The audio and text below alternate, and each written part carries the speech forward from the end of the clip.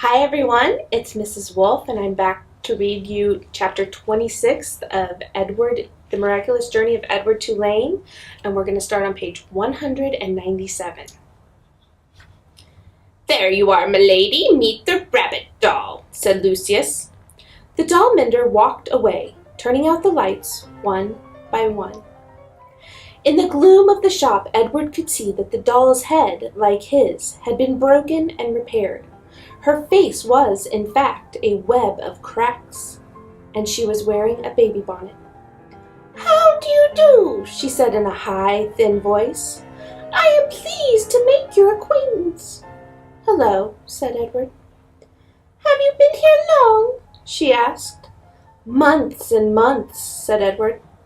"But I don't care. One place is the same as another to me." "Oh, not for me," said the doll. "I have lived 100 years, and in that time I have been in places that were heavenly and others that were horrid. After a time, you learn that each place is different, and you become a different doll in each place too. Quite different." 100 years, said Edward. "I am old." The doll mender confirmed this. He said as he was mending me that I am at least 100, at least 100 years old. Edward thought about everything that had happened to him in his short life. What kind of adventures would you have if you were in the world for a century? The old doll said, "I wonder who will come for me this time. Someone will come. Someone always comes. Who will it be?" "I don't even care if anyone comes for me," said Edward. "But that's dreadful," said the old doll. "There's no point in going on if you feel that way. No point at all. You must be filled with expectancy. You must be awash in hope. You must wonder who will love you and whom you will love next." "I am done with being loved," Edward told her. "I am done with loving. It's too painful." "Pish," said the old doll. "Where is your courage?" "Somewhere else, I guess," said Edward. "You disappoint me," she said. "You disappoint me greatly. If you have no intention of loving or being loved, then the whole journey is pointless. You might as well leap from the shelf right now and let yourself shatter into a million pieces. Get it over with. Get it all over with now." "I would leap if I were able," said Edward. "Shall I push you?" said the old doll.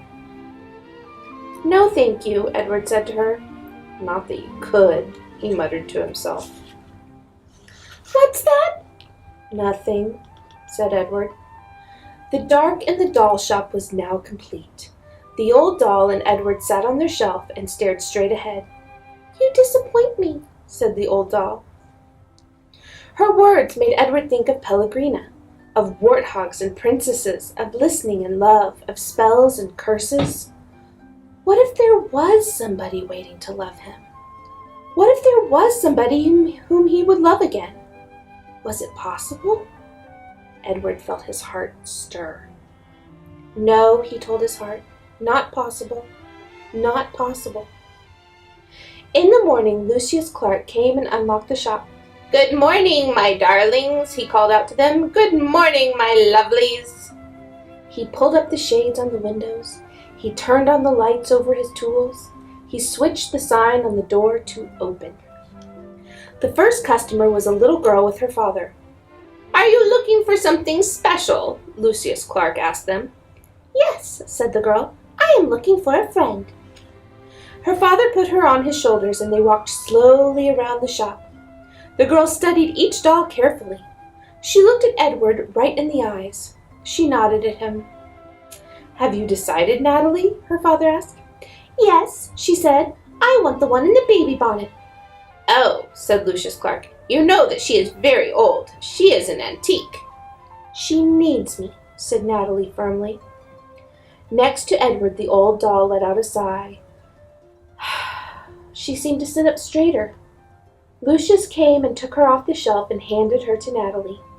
When they left, when the girl's father opened the door for his daughter and the old doll, A bright shaft of early morning light came flooding in, and Edward heard quite clearly, as if she were still sitting next to him, the old doll's voice. "Open your heart," she said gently. "Someone will come. Someone will come for you. But first you must open your heart." The door closed. The sunlight disappeared. Someone will come.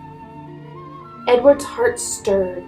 He thought for the first time in a long time of the house on Egypt Street, and of Abilene winding his watch, and then bending toward him and placing it on his left leg, saying, "I will come home to you." "No, no," he told himself, "don't believe it. Don't let yourself believe it." But it was too late. Someone will come for you. The China Rabbit's heart had begun again to open.